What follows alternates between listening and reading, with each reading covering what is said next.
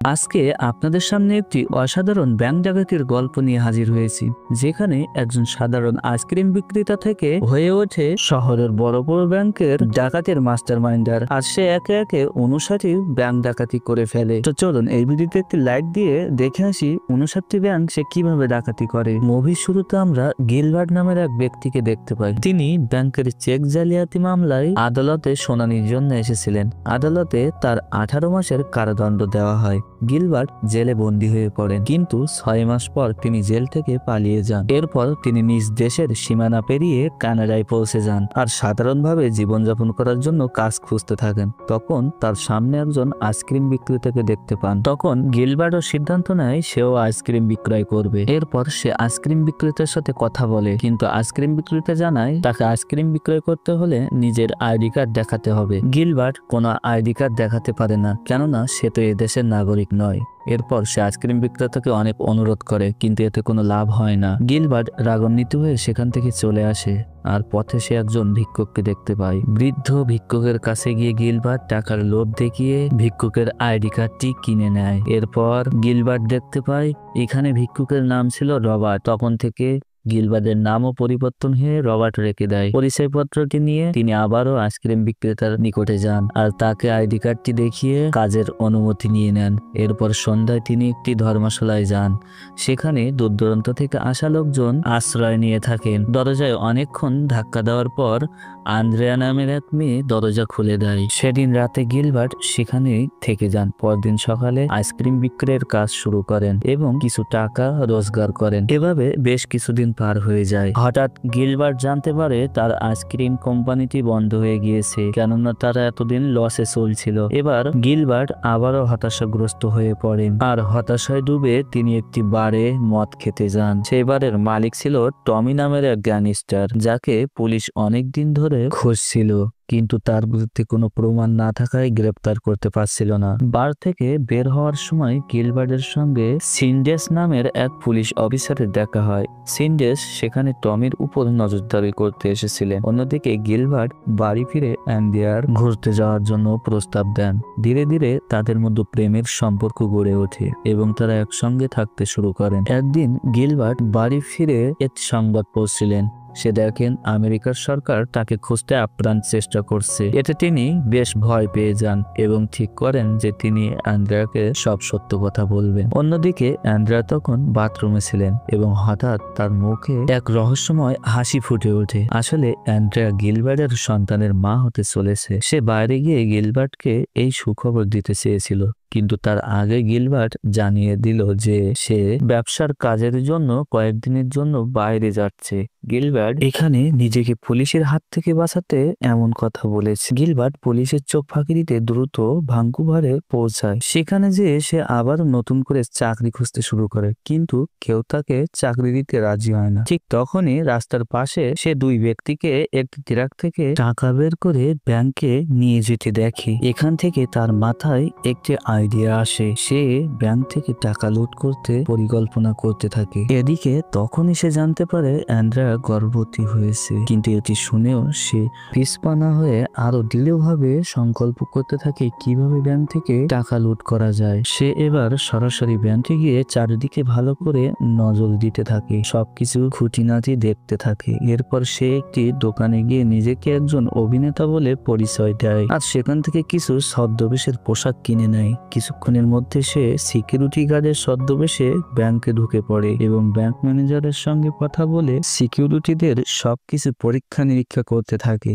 এরপর সে ক্যামেরার সার্ভার রুমে গেলে সেখান থেকে সব তথ্য সংগ্রহ করে নেয়। এমনকি সে সিলিকন স্ক্রিন ব্যবহার করে মুখ বদলের কৌশলও শিখে নেয় এবং সেখান থেকে একটি সিলিকনের নাক চুরি করে নেয়। এবার ভালো একটি দিনক্ষণ দেখে সে চুরি করার সিদ্ধান্ত নেয়। গিলবার্ট তার প্রথম ব্যাংক ডাকাতি শুরু করে দেয়। সে ছদ্মবেশে ব্যাংকে ঢুকে জেসিকা নামের একজন মহিলা অফিসারের নিকটে গিয়ে একটি কাগজ ধরলো। সেখানে লেখা ছিল সিট চিৎকার করো না। এরপর সে তার পকেটে লুকানো বন্দুক দেখিয়ে জেসিকাকে সমস্ত টাকা বের করে দিতে বলল। ভয়ে জেসিকা সমস্ত টাকা বের করে দেয়, কিন্তু এখন গিলবার্টের কাছে টাকাগুলো রাখার জায়গা ছিল না। তখন জেসিকা তার পার্সে টাকা ভরে তাকে দিয়ে দেয়। এদিকে গিলবার্ট ততক্ষণে বুঝতে পারে তার সিল্কানের তৈরি নকল না খুলে যেতেছে। তখন সে কোনোরকমে সেটা ঠিক করে নেয়। কাজ শেষ হওয়ার পর সে দোকানে গিয়ে পোশাকগুলো আবারও ফেরত দিয়ে দেয় এবং সমস্ত টাকা একটি সুটকেসে ভরে নেয়। এরপর সে দ্রুত এয়ারপোর্টে গিয়ে বিমান ধরতে চায়, কিন্তু সেখানে সে একটি নতুন সমস্যা দেখতে পায়। আসলে গিলবার্টের কাছে থাকা টাকা ভর্তি সুটকেসটি এক্সরে চেকিং হবে। এটা দেখে গিলবার্ট অনেক চিন্তিত হয়ে পড়ে, কেননা তার কাছে এতগুলো টাকা রয়েছে, এটা ধরা পড়ে যাবে। সে এবার তড়িঘড়ি করে কিছু টাকা নিজের অন্তরাবাসে লুকিয়ে ফেললো এবং আবার চেকিং এরিয়াতে ফিরে গেল, কিন্তু পরে জানতে পারলো যে ডোমেস্টিক ফ্লাইটে এক্সরে চেকিং হয় না। তো যাই হোক, যখন সে বাড়িতে ফিরে এলো সে দেখে অ্যান্ড্রিয়া তার জন্য অপেক্ষা করছে। গিলবার্ট অ্যান্ড্রিয়াকে একটি নতুন বাড়িতে নিয়ে যায়, যেটা সে কিছুদিন আগেই কিনেছে। অ্যান্ড্রিয়া তাকে প্রশ্ন করে যে তুমি কোথায় ছিলে। তখন গিলবার্ট তাকে আবারও মিথ্যা কথা বলে যে সে তার পারিবারিক ব্যবসার দায়িত্ব নিতে চলেছে। অন্যদিকে পুলিশ ব্যাংক ডাকাতির তদন্তে ব্যস্ত ছিল। ডিটেকটিভদের সন্দেহ ছিল যে এই চুরির পেছনে গ্যাংস্টার টমির হাত রয়েছে। তারা পুলিশের কমান্ডার থেকে টমিকে গ্রেপ্তারের অনুমতি চাইলো, কিন্তু তাদের কাছে কোনো পোক্ত প্রমাণ ছিল না। তাই সিদ্ধান্ত নেওয়া হলো যে তারা নিজেরাই সত্য উদ্ঘাটনের চেষ্টা করবে। এদিকে গিলবার্ট আরো বড় চুরির পরিকল্পনা করতে থাকে, কারণ তার আরো টাকার প্রয়োজন ছিল। সে টমির বাড়ি গিয়ে তার সঙ্গে দেখা করলো। গিলবার্ট টমিকে সামনে থাকা ব্যাংকের দিকে ইশারা করে বলল যে সে 3 মিনিটের মধ্যে সেই ব্যাংক থেকে টাকা চুরি করে আনতে পারবে। যদি সে সফল হয় তাহলে টমি তাকে $10,000 লোন দেবে, যা 5 মাসের মধ্যে পরিশোধ করতে হবে। টমি এতে রাজি হয়ে গেল। গিলবার্ট ব্যাংকের সামনে গিয়ে একজন কর্মী ছদ্মবেশ ধারণ করলো এবং ভিতরে প্রবেশ করলো। ঠিক 3 মিনিট পর সে ব্যাংকের পেছনের দরজা দিয়ে টাকা নিয়ে বেরিয়ে এলো। এটি দেখে টমির যেন চোখ কপালে উঠে গেল। এরপর থেকে গিলবার্ট নিয়মিত ছদ্মবেশ ধারণ করে বড় বড় চুরি করতে থাকে। প্রতিবার চুরির পর সে ডোমেস্টিক ফ্লাইটে করে অন্য শহরে পালিয়ে যেত, যাতে ধরা না পড়ে। তারপর এই পদ্ধতির কারণে সে ফ্লাইং বান্টিং নামে পরিচিত হয়ে উঠল। এ পর্যন্ত সে প্রায় 36টি ব্যাংক লুট করেছে এবং এতটাও ধনী হয়ে উঠেছে যে সে অনেক দামি গাড়ি ও বাড়ি কিনে ফেলেছে। বাকি টাকা সে তার নিজস্ব তহবিলে জমা রাখেছে। ধীরে ধীরে সে সমাজের ধনী মানুষের সঙ্গে মেলামেশা শুরু করলো। যখন গিলবার্ট টমির ঋণ পরিশোধ করতে যায়, তখন টমি তাকে একটি জুয়েলারি স্টোরে লুট করার প্রস্তাব দেয়। অন্যদিকে পুলিশ অফিসার সিন্ডিস এখনো টমিকে ধরার জন্য মরিয়া হয়ে চলেছিল। সে এই অভিযানকে প্রজেক্ট কাফে নাম দিয়েছিল। তার দল টমির প্রতিটি পদক্ষেপের উপর নজর রাখছিল। টমি কার সঙ্গে দেখা করে এবং কি পরিকল্পনা করে। সিন্ডিস প্রথমে টমির 2 প্রধান সহকারী সিক্স এবং ডেভকে ধরার পরিকল্পনা করলো। তাদের কাছে গিলবার্টের ছবিও ছিল, কিন্তু তারা জানতো না যে গিলবার্ট আসলে কে। এদিকে গিলবার্ট বাড়িতে ছিল। হঠাৎ আন্দ্রেয়া তার ঘরে ঢুকে পড়ে। গিলবার্টের বিছানার উপরে ছড়ানো ছিল অনেক টাকা। আন্দ্রেয়া অবাক হয়ে জিজ্ঞাসা করলো, এত টাকা কোথায় পেয়েছো? গিলবার্ট এবার তাকে সত্যটা খুলে বলে। সে বলে সে আসলে ব্যাংক ডাকাতি করে। একথা শুনে আন্দ্রেয়া ভীষণভাবে রেগে যায়, আর সে বলে ব্যাংক ডাকাতি করতে গিয়ে তুমি তো তাহলে কোনো না কোনো ব্যক্তিকে হত্যাও করেছো, কাউকে হয়তো আঘাত করেছো, কেননা তারা তো আর সহজে তোমাকে টাকা পয়সা দেয় না। একথা শুনে গিলবার্ট বলে আমি কাউকে আঘাত করি না, এখনো পর্যন্ত আমি কাউকে হত্যাও করিনি। একথা শুনে আন্দ্রেয়া বলে তাহলে তুমি প্রমাণ করো যে তুমি কাউকে কখনো আঘাত করুন। পরের দিন সকালে গিলবার্ট আন্দ্রেয়াকে সঙ্গে নিয়ে গেল এবং তার সামনে একটি ব্যাংক লুট করলো। গিলবার্টের দক্ষতা দেখে আন্দ্রেয়া হতবাক হয়ে যায়। কিছুক্ষণের মধ্যে গিলবার্টের লুট করা টাকা নিয়ে এসে তা আন্দ্রেয়ার হাতে তুলে দিল এবং বাড়ি ফিরে সে আন্দ্রেয়াকে প্রতিশ্রুতি দিল যে সে এই কাজ আর করবে না এবং স্বাভাবিক জীবনযাপন করবে। অন্যদিকে টমির উপরে পুলিশের গোয়েন্দারা নজরদারি চালিয়ে যাচ্ছিল। ঠিক তখনই গিলবার্ট টমির সঙ্গে দেখা করতে আসে। তারা দুজনে একটি জুয়েলারি শপে চুরির পরিকল্পনা করতে থাকে। গিলবার্ট প্রথমে রাজি হতে চায় না, কেননা সে তার স্ত্রীকে কথা দিয়েছে। তবুও জোরাজোরিতে শেষবারের মতো চুরি করতে রাজি হয়ে যায়। টমি গিলবার্টকে নির্দেশ দেয় সে তার প্রধান সহকারী হিসেবে সঙ্গে থাকবে। কিছুক্ষণ পর গিলবার্ট টয়লেটে চলে যায়। গোয়েন্দা সিন্ডিসও সেখানে ঢুকে পড়ে। সে টমিকে হুঁশিয়ারি দেয় যে সে খুব শীঘ্রই তার বিরুদ্ধে গ্রেপ্তারি পরোয়ানা জারি করবে। এরপর সেখানে সিন্ডিস গিলবার্টকেও দেখতে পায় আর সে গিলবার্টকেও সন্দেহ করে, কেননা তার মুখে তখনও সিলকন লাগানো ছিল। পরে সিন্ডিস সমস্ত পশ্চিম স্তরে ফোন করে তদন্ত শুরু করে দেয়। রাতে হঠাৎ সিন্ডিস পুলিশ স্টেশন থেকে একটি জরুরি ফোন পায়। পুলিশ একজন ব্যক্তিকে মাদব্য অবস্থায় গাড়ি চালানোর সময় আটক করেছে। সেই ব্যক্তি আর কেউ নয়, টমির প্রধান সহকারী ডেভ। অবশেষে ডেভের কাছ থেকে পুলিশ গিলবার্টের সমস্ত গোপন তথ্য জানতে পারে। ডেভ পুলিশকে জানালো যে গিলবার্ট তার পরিচয় পাল্টে রবার্ট নামে নতুন জীবন শুরু করেছে এবং সে ফ্লাইং বান্টিং আসলে গিলবার্ট। ডেভ আরও জানালো যে গিলবার্ট একটি বড় ডাকাতির পরিকল্পনা করছে। এই তথ্য পেয়ে গোয়েন্দা সিন্ডিস সঙ্গে সঙ্গে ডাকাতির স্থানে পৌঁছে যায়। সিন্ডিস এই মামলাটি সমাধান করতে তদন্তে আগ্রহী ছিল। প্রথমে সে সেই দোকানদারের সাথে কথা বলে যেখান থেকে সে নিয়মিত পোশাক কিনত। এরপর সে স্থানীয় পুলিশকে জানিয়ে দেয় যে আজ শহরে বড় একটি চুরি হতে পারে। দ্রুতই সে শহরের সমস্ত ব্যাংকের বাইরেও পুলিশ মোতায়েন করে দেয়। অন্যদিকে গিলবার্ট এবং বিশপ ক্যামেরা মেরামতের কর্মী ছদ্মবেশের কাজ চালিয়ে যাচ্ছিল। তারা বুঝতেই পারেনি যে পুলিশ তাদের উপর নজর রাখছে। কিছুক্ষণ পর গিলবার্ট জুয়েলারি স্টোরে ঢোকে, দোকানদারকে সমস্ত গয়নার একটি ব্যাগে ভরে দিতে বলল। বিশপ দরজার সামনে দাঁড়িয়ে পাহারা দিচ্ছিল, কিন্তু হঠাৎ বিশপ সিন্ডিসকে আসতে দেখে। তারা তাড়াতাড়ি সেখান থেকে পালিয়ে যায় এবং কোনোভাবে পুলিশের নজর এড়াতে সক্ষম হয়। তবে দুর্ভাগ্যবশত বিশপ তার অস্ত্র দোকানেই ফেলে চলে আসে। পুলিশ তাদের পিছু নিলেও তারা সে পোশাক পরেছিল তা অন্যদের সাথে মিলে যাচ্ছিল, যার কারণে পুলিশ তাদের সঠিকভাবে চিহ্নিত করতে পারছিল না। তবে সিন্ডিসও চতুর ছিল, সে হঠাৎ ফায়ার অ্যালার্ম বাজিয়ে দেয়, যার ফলে মলের সব লোক আতঙ্কিত হয়ে পালাতে শুরু করলো। এই সুযোগে সিন্ডিস গিলবার্ট এবং বিশপকে চিহ্নিত করে তার লোকজনদের তাদের পিছু নিতে বলল, কিন্তু শেষ পর্যন্ত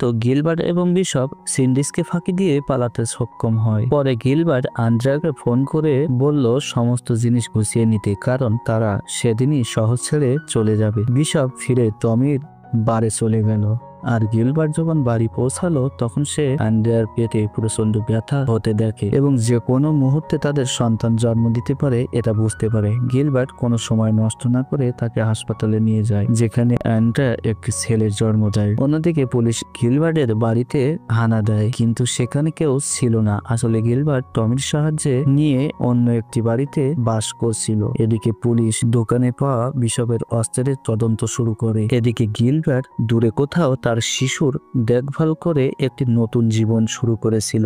গিলবার্ট আজকাল বেশ ফ্রি ছিল, তাই আন্দ্রেয়া আবারও গর্ভবতী হয়ে পড়ে। এর মধ্যেই একদিন টমি হঠাৎ গিলবার্টের কাছে আসে। সে গিলবার্টের ভবিষ্যৎ পরিকল্পনা জানতে চায়, কারণ সে আবারও গিলবার্টকে দিয়ে চুরি করাতে চায়, কিন্তু গিলবার্ট সরাসরি অস্বীকার করে। টমি চলে যাওয়ার পর গিলবার্ট তার জমানো টাকা গুনতে শুরু করে। সে দেখে তার প্রায় সব টাকাই শেষ হতে চলেছে, তবুও আন্দ্রেয়া তাকে আবার চুরি করতে দেয় না। পরের দিন ভোরে যখন আন্দ্রেয়া ঘুমাচ্ছিল, গিলবার্ট একটি চিঠিতে নিজের ঠিকানা লিখে রেখে বাড়ি ছেড়ে চলে যায়। যখন আন্দ্রেয়ার ঘুম ভাঙে সে বুঝতে পারে যে গিলবার্ট টাকা ছেড়ে চলে গেছে। ঠিক তখনই ফোন বেজে ওঠে। আন্দ্রেয়া ফোন তোলে এবং দেখে গোয়েন্দা সিন্ডিস তাকে গিলবার্টের অবস্থান জানতে চায়। আন্দ্রেয়া জানায় সে গিলবার্ট বাড়িতে নেই এবং আমি তার ঠিকানা জানি না। সিন্ডিস শহরের সমস্ত এয়ারপোর্টে খবর পাঠায়, কিন্তু কোনো লাভ হয় না। পরে কাকতালীয়ভাবে সিন্ডিস একটি খবরের কাগজে একটি ছোট এয়ারলাইন্সের বিজ্ঞাপন দেখতে পায়, যেটি আগে নজর এড়িয়ে গিয়েছিল। সে তৎক্ষণাৎ তার টিমকে সেই এয়ারলাইন্সের ফ্লাইট পরীক্ষা করতে বলে। অন্যদিকে গিলবার্ট একটি হোটেল রুমে বসে তার নতুন পরিকল্পনার প্রস্তুতি নিচ্ছিল। এমন সময় আন্দ্রেয়ার ফোন আসে। গিলবার্ট আবারও মিথ্যা বলে এবং আন্দ্রেয়াকে বিকাল 5টায় এয়ারপোর্টে আসতে বলে। এরপর গিলবার্ট আগের মতো ছদ্মবেশ নিয়ে ব্যাংক ডাকাতি করে ব্যাগ ভর্তি টাকা নিয়ে বাইরে চলে আসে। তবে সে দেখে তার মতো পোশাক পরা আরো অনেক লোক ব্যাংকে উপস্থিত। এই কারণে পুলিশ ভুল করে অন্য কাউকে গ্রেপ্তার করে। গিলবার্ট এই সুযোগে বেরিয়ে আসে। সে একটি ট্যাক্সি ডাকতে চায়, কিন্তু আশেপাশে কোনো ট্যাক্সি ছিল না, কারণ পুলিশ ট্যাক্সিগুলোকে অন্যত্র সরিয়ে রেখেছিল। তখনই গিলবার্ট একটি ওয়ানসেল গাড়ি দেখতে পায়। সে তখন সঙ্গে সঙ্গে গাড়িটি কিনে সেখান থেকে পালিয়ে যায়। কিছুক্ষণ পর সিন্ডিস ব্যাংকে পৌঁছায় এবং সবার সামনে গিলবার্টের ছবি দেখায়। তখন এক পুলিশ বলে সে গিলবার্টকে গাড়ি চালিয়ে যেতে দেখেছে। অন্যদিকে গিলবার্ট এয়ারপোর্টে পৌঁছে চেকিং করিয়ে ফ্লাইটে উঠে যায়, কিন্তু এরই মধ্যে গিলবার্টের পালানোর খবর এয়ারপোর্ট এয়ারপোর্ট কর্তৃপক্ষ জেনে যায়। তারা সঙ্গে সঙ্গে সিন্ডিসকে খবর দেয়। সিন্ডিস ফ্লাইট থামানোর বদলে প্ল্যান করে গিলবার্টকে ফ্লাইট থেকে নামার সাথে সাথেই গ্রেপ্তার করা। গিলবার্ট যখন ফ্লাইট থেকে নামে তখন অ্যান্ড্রেয়া তাকে নিতে আসে। ঠিক তখন পুলিশ চারিদিক থেকে তাদেরকে ঘিরে ফেলে। গিলবার্টকে গ্রেপ্তার করা হয়। সিন্ডিস তাকে জিজ্ঞাসাবাদ করতে শুরু করে। অ্যান্ড্রেয়া গিলবার্টের উপর খুব রাগান্বিত ছিল। সে বুঝতে পারে যে গিলবার্ট তার কথা শোনেনি এবং মিথ্যা বলেছে, আর এ কারণে তখন গিলবার্টকে সে তালাক দিয়ে দেয়। পরে টমি গিলবার্টের সঙ্গে দেখা করতে আসে এবং জানায় যে সে নিজেই গিলবার্টের বিরুদ্ধে সাক্ষ্য দিয়েছে। শেষ পর্যন্ত 59টি ব্যাংক ডাকাতির পরে গিলবার্ট 20 বছরের কারাদণ্ড পায়। তো বন্ধুরা, তাহলে কি গিলবার্ট ন্যায্য শাস্তি পেয়েছে, নাকি আপনি ভেবেছিলেন শেষ পর্যন্ত গিলবার্ট ধরাই পড়বে না? আপনার মতামতটি অবশ্যই কমেন্ট বক্সে জানিয়ে দিবেন।